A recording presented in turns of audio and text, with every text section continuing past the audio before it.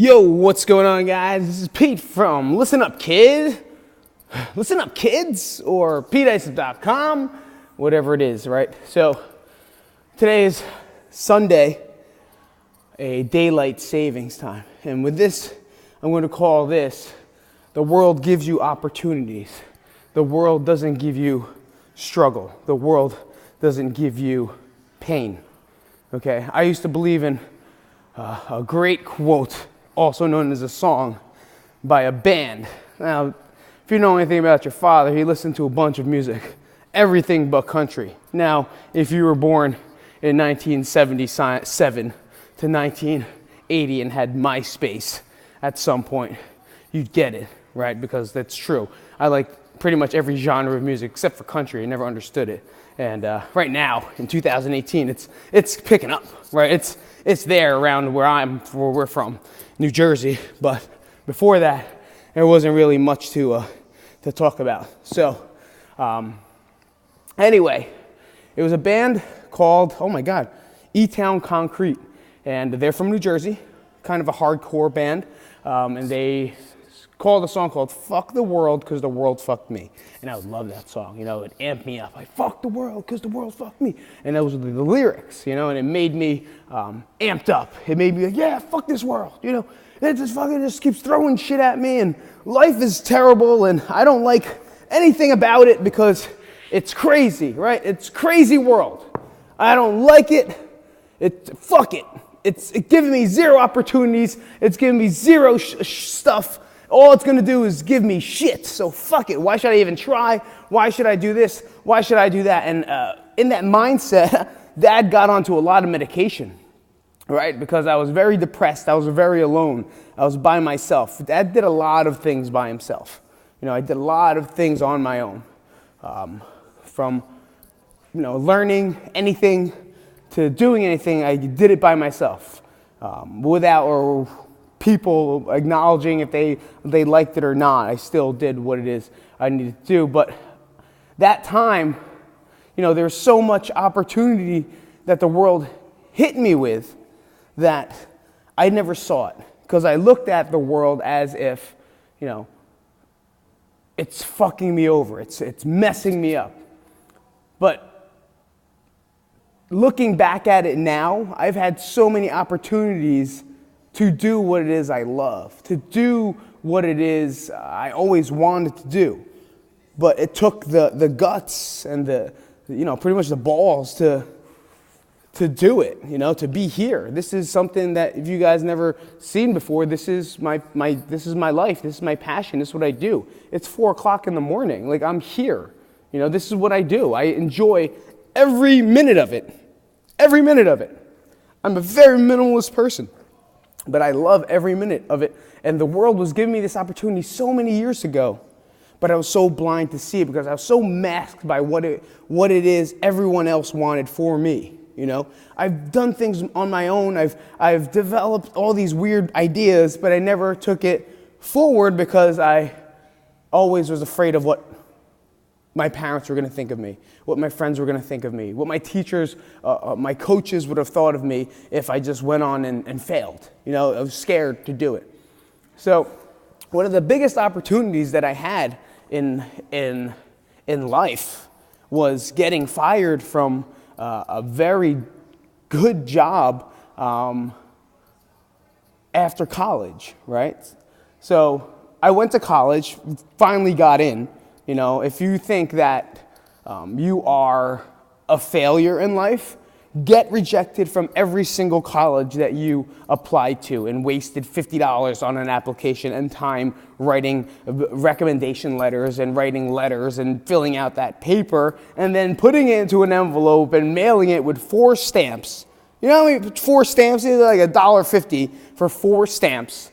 And then their registration fee, which you don't get back. You know, and I didn't write the check because I don't have checks. I was 16 years old applying for colleges that I had no right applying for. I applied to University of Michigan. I applied to University of Massachusetts. I applied to the University of Delaware. I applied to Rutgers. I applied to, where was the other one I applied to? What was that? University of Connecticut. I wanted to stay on this coast, you know. But Michigan was number one because of the colors, right? It was blue and gold, and I was from Belleville. Belleville is a Buccaneer. The Michigan Wolverines are Wolverines, but they were blue and gold. And I used to like a football player named Tyrone Wheatley, and he was in there, irrelevant, but, it was just something that I always do. And I always wanted to pretend that I was going to wrestle for these colleges.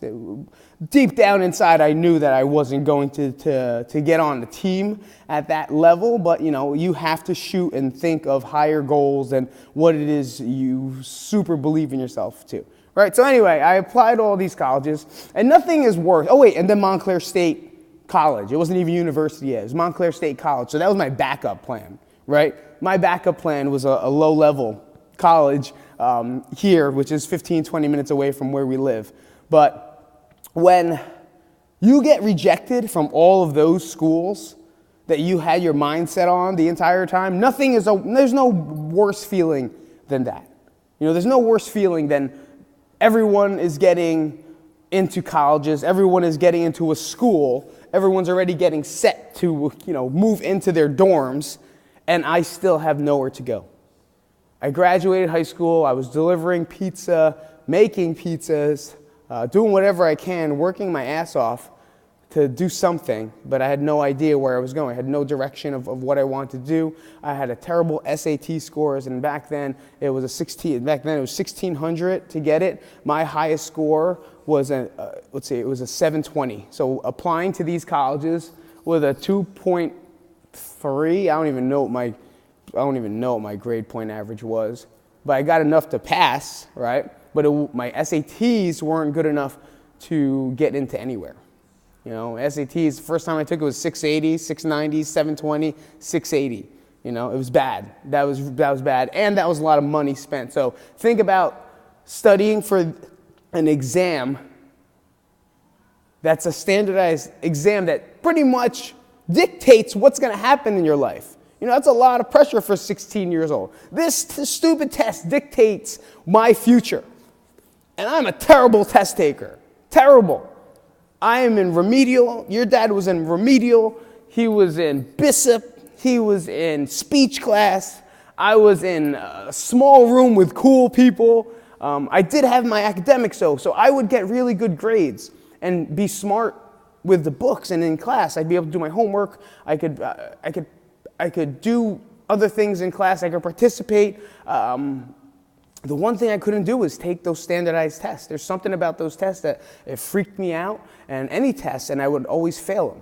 I would always do bad. And that dictated where I would be in my classes. So I didn't get to do a lot of free electives. I didn't get a lot of free time. Instead, I would have these remedial classes where I work with a specialized teacher to help me with speech, reading, writing. I still can't read that well. It's still tough for me to do so. But, back then there was no diagnoses of ADHD. There was no diagnoses of other stuff. I was just, I get like A's and B's, and then I take the test and I fail. It just didn't make sense, but no one really looked at that. You can't really see that. It's like, he's really good in class. He could pass the test when he has homework or the book is open, or ask him a question, he could do it, but then when he takes his test, he's zero. Maybe we should work on test taking, or maybe just wash it and just get him. Maybe my SATs would have been better if they read it to me. Who knows? I don't know what they do now. Anyway, so I don't get into college, right? That was my first sign of opportunity. I could have loved working out. I could have just did it, but it didn't meet that standard. Anyway, so I graduated college, thank God. I finished that up. A lot of cheating. I don't know if you guys know what that means. A lot of cheating, just looking down at my book, trying to get through those other classes. That stuff was hard. And then I got a job at a hotel. Restaurant management, restaurant supervisor, shift supervisor, and it was a good job. A Fortune 500 company, benefits. Oh my God, the benefits are amazing. Everything about it was cool, except for the work itself. The work itself was all right. But anything that you give me, I'm willing to work, and that's one thing that I did. I worked. Whether or not the opportunity was bad or not, I actually enjoyed it because I get to work with people. And as a manager, I helped the people. if they were a server or a host or a runner or, I don't know, anything, the kitchen staff, the front desk, I treated everyone with care. Okay? Everyone is mad. Everyone is upset. Everyone is not happy with their job. I knew what my goal was their goal for me was to make sure, efficient service was applied towards the customers. And I learned a lot from this system, but what I really know my job there was to make and help these people. So as a manager, I wasn't a manager that would just sit there and talk. I was a manager, sit there, that would lead and then get down to business. I would do the work. And they didn't like me for that. I don't think they like that because higher level never wants you to do more of the dirty work. I enjoy doing the dirty work. I don't mind washing dishes. I don't mind running tables. I don't mind cleaning and rolling up my sleeves and getting dirty. I don't mind helping my servers get through the weeds. If I got to do something, I'm going to do it because that's my job. My job is to manage the floor. And if that floor is messed up, I'm not going to sit there and get someone else to do this because he's already got a job to do. You got a job to do. Who is here to help? Me. So that was my job, helping people. So that's what I labeled myself as inside my head. I was a helper. I wasn't a manager. I would set it up, help the chess pieces move forward, and get everyone to do their job for the day so everyone is happy at the end of their day or at the end of their year. Right? So I was working for this company, and if you don't know this, your dad is a jokester. Right? I am a jokester. I enjoy making fun of things. I enjoy laughing. I enjoy pranks. So this one was a fun one. It was an Easter Sunday, right? Easter Sunday. Easter Sunday, if you don't own a restaurant business, is the craziest day you could ever have in a restaurant. One of them, besides Mother's Day. And this is Easter brunch. Everyone goes to church, like we talked about in chapter 1, right? Everyone goes to church. 75 people get dressed. 75,000 million people get dressed up to go to church for one day and take up all the space for no apparent reason because God has risen, or Jesus has risen that day. But no one actually cares, Jesus has risen from the dead. The most miraculous thing in the entire planet, apparently. He was dead for a day. And then he came back to life to help everybody. He did that, right? He came back to life, and people go to church one day a year for that. I guess you can call yourself a Catholic or you call yourself stupid. Whatever it is you want to say. Anyway, he sacrificed his life for you, and you just give him an hour out of 365 days, whatever hours that is. So, I get through this monster shift. We had great numbers. We had a great day in the restaurant. We got through the floor. We got through the whole brunch without any big hiccups. So at the end of the day, I have to take all the receipts that that we have for the day, and when I close out, put into an envelope. I even forget, and then I bring it to the accounting. They go to the accounting office. Yeah. And the whole process does it through whatever the corporate America does with all that stuff. And I have access to the accounting office, so I had to swipe the card into thing. And my friend. At that time, you have work friends. I didn't really know her at any other moment in life except for at work, and everyone's friends at work. We were all young, we're all having a good time, and she had two stuffed animals, two toys on her desk. So, the jokester that I am, one was a red M&M doll with his hands on his hips, staring like this, and the other one was a stuffed animal dog. It was like a puppy, a cute puppy. And what I did was I took the M&M doll and I put a pen between its legs like a dick, and I put it behind and I attached it to the dog so it looked like they were doing something dirty. And I left it on the desk. And as I did it, I was laughing hysterically, left it on the desk. I said, man, she's going to laugh hysterically, and I'm going to walk out of here. And I walked out. The weekend is over. I'm off on Monday and Tuesday, right? I'm off on Monday and Tuesday because that's my weekend. And I come back in on Wednesday. And on Wednesday, I came back in after pretty much a morning shift, 15 hours, no big deal. Morning shift, 15 hours. Started like 4 in the morning, so whatever time 15 hours was. And the general manager calls me into the office, right? He calls me into the office, and he sits me down. I was like, oh, he wants to talk to me? He's going to work monster shift. I am going to get a raise. I am going to get acknowledgement for such a great job that we did on Easter. Like our team, not even me, like our team is going to get acknowledged for the amazing stuff that we did on Sunday, Easter brunch, the day Jesus has risen from the dead. So as I walk into the office, I have a suit on, as usual. I pull my tie back up. I roll my sleeves back down so I don't get in trouble for the tattoos that I have, right? Dad had tattoos as back in the day. I still have them. And I sit down. The general manager, we'll call him Bob, right? It's not his name, but we'll call him Bob. I actually don't remember his name. And he said, Pete, have a seat. Sit down on a nice, comfortable chair he's got in his office. I kind of sit back, and he says, you're here for Sunday, correct? For the Easter brunch? You were working as manager? I was like, yes, I was here on a Sunday. I was here. We killed it. It was awesome, Great numbers. Everything went smooth. I was trying to explain myself on how great that day was and how great the staff did. And then he said, there was an incident on a desk of a person inside this office, X. And I was like, yeah. And he's like, well, it said that you were the last person to swipe the swipe card to get into this office. Is that correct? I was like, yeah. I had to drop off the tabs into, the office to audit, right? And he goes, well, there were something left on the desk of, we'll call her Jenny, on Jenny's desk.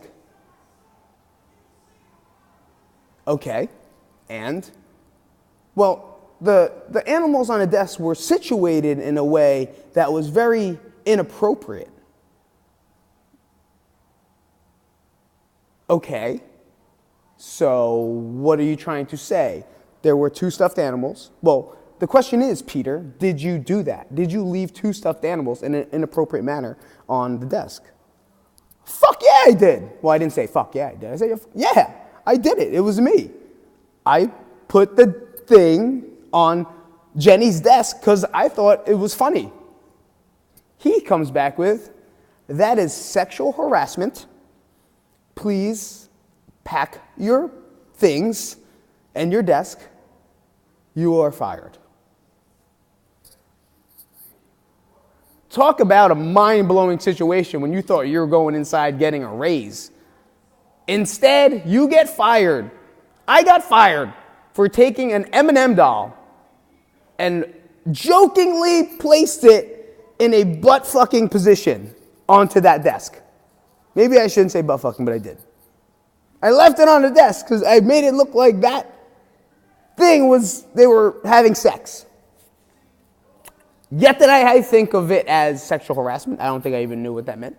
I thought sexual harassment was maybe going up to another guy and jerking him off.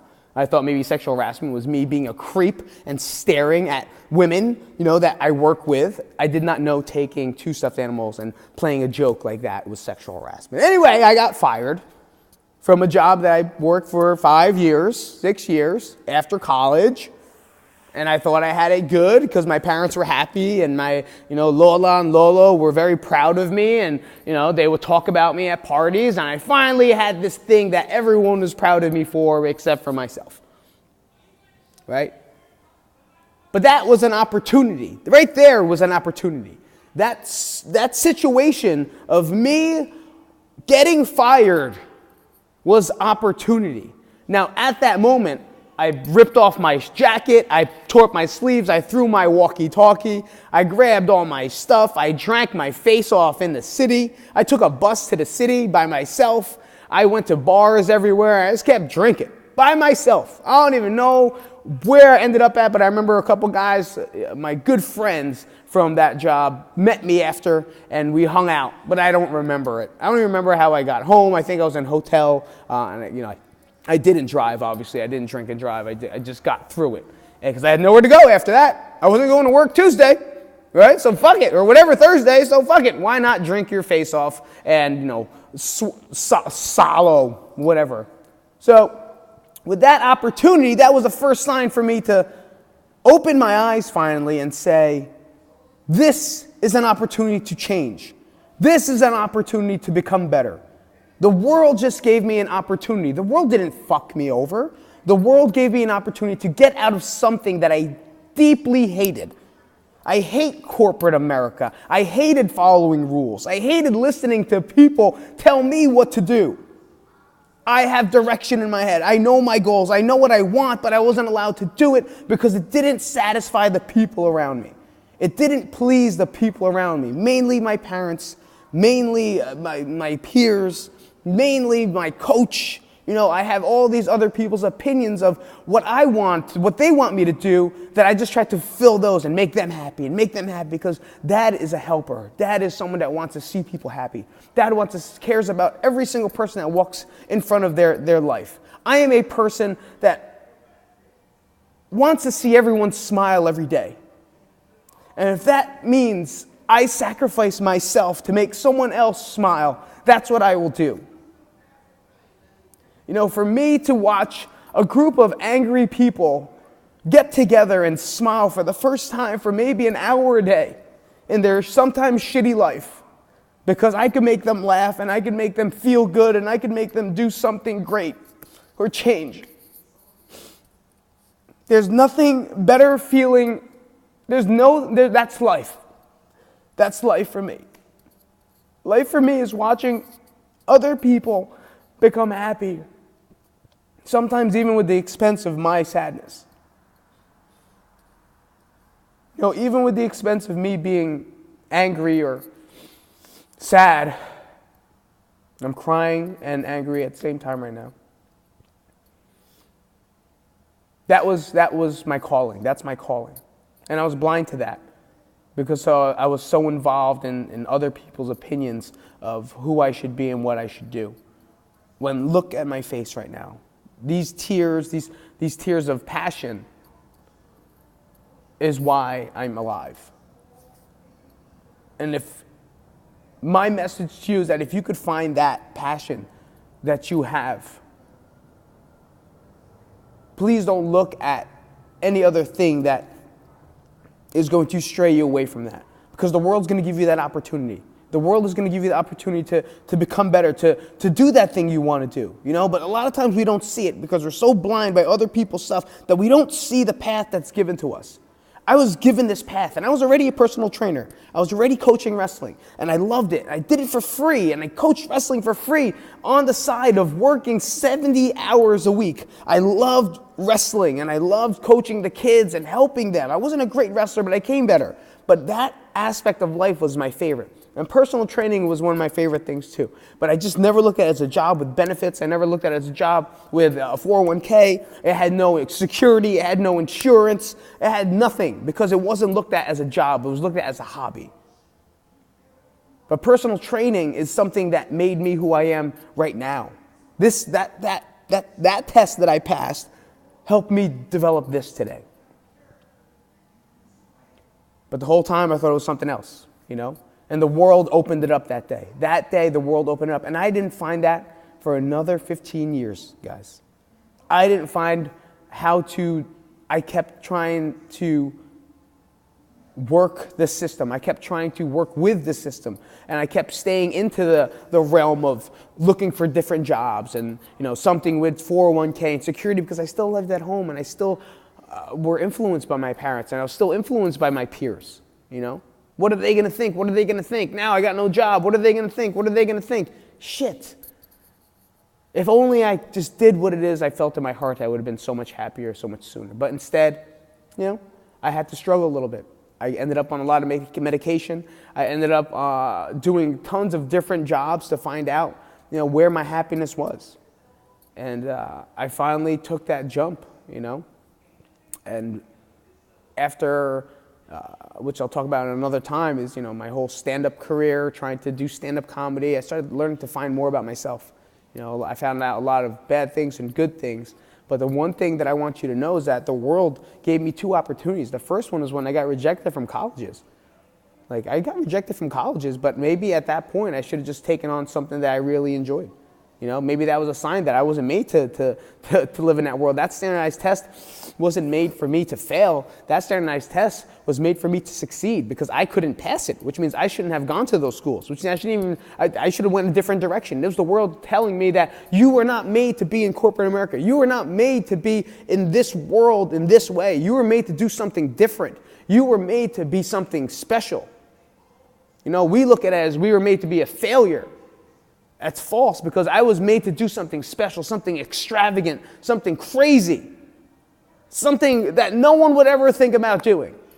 And I waited 25 years or 20 years, 15 years, whatever it was, of my life until I finally found out what it is I really enjoyed. It's kind of sad. It's a shame that I had to wait that long to do that. So I hope that you find your opportunities and not look at your big struggles. Like I said, you're going to struggle, and it's going to have struggles. Life's going to have struggles, and you're going to do it. But that world is giving you an opportunity. The world is giving you an opportunity to succeed. Sometimes you got to take that step back, and it's hard to take that step back and look into your clear mind. Hopefully intuition and meditation is a lot more. That new age stuff is a lot stronger by the time you guys read this or listen to this video. Because learning more and being more intuitive, and I know you guys are indigo children. You guys are going to be so much more in tune than we are. You're so much more educated because you have so much information in front of you. I hope you just don't get distracted in the point that you're going to try to please someone else. Please yourself. Okay? Do it is what you want to do. The world is not going to give you struggles. The world is not going to fuck you over. The world is giving you opportunities. You just have to have the mindset to do so. The reason I thought about that today is because it's daylight savings time, right? Daylight savings time, the world gave us an hour. Most people say, oh my God, I got an hour of sleep. You know what I got? I got an hour of working out. I got an hour to do what it is I love. I got an hour to make this video, which I've been, like I said yesterday, I have been procrastinating on this journey. I've been procrastinating on this video and book sequence. But the world gave me an extra hour. So instead of going back to sleep or laying in bed or staying at home, I was up at 4 o'clock. Usually I wake up at 4 o'clock anyway, right? But I woke up at 4 o'clock, which means I got an extra hour of sleep, but it's still the same time that I woke up in normal. And now I'm here working out. I'm getting my workout in. I made this video, which is now 27 minutes longer. So that counts as a huge rest after my second set. So I have to start over, all right? I had some fun. I did some skill work, and now I'm here at the gym deadlifting. And now everyone's still sleeping. There was not one car in the road when I drove here. It's amazing. The world gave you an hour. Do not waste it. The world gave you an hour to do something better. Do not waste it sleeping. The world just gave you an hour for your clock to adjust. Right? So if you normally wake up at 6 and you say you don't have an hour, you don't have time to work out, it gave you an hour. It is now 5, and your clock is in tune to wake up at 5 in the morning without even struggling. So if you naturally wake up at 7 to get ready for work to go to 9, it's now 6 a.m. And your biological clock is going to stay at 6 a.m. until you start changing the pattern. But if you choose right now I'm going to wake up at 6 o'clock instead, go for a walk for half an hour, and now I'm right back on track to where I am through the day. I just gained an extra hour. But instead, we're going to keep the clock the same, and you're not going to challenge yourself to wake up earlier to get your hour in, and you're just going to continue with your life. So do not complain to anyone or me when you say you do not have an hour when the world just gave you one. The world gave you a fucking hour. Utilize it. Do something for yourself. Learn something. Move. Get up. Because that's what we have to do. But instead, you're going to sleep. You're going to fall back on your normal habits. Fall back on your normal habits. And that's why success is not going to be in your cards. Everything's a mindset, guys. The world just gave you an opportunity. What are you going to do with it? To sign out, I didn't do it last time. Phoenix Sage, I love you with all my heart. Nat, I love you with all my heart. So if there's heart and soul, and if there's a day that I'm not here, I want you to make sure that you watch these videos and you know that I love you guys deep down and I will do anything for you. I love you.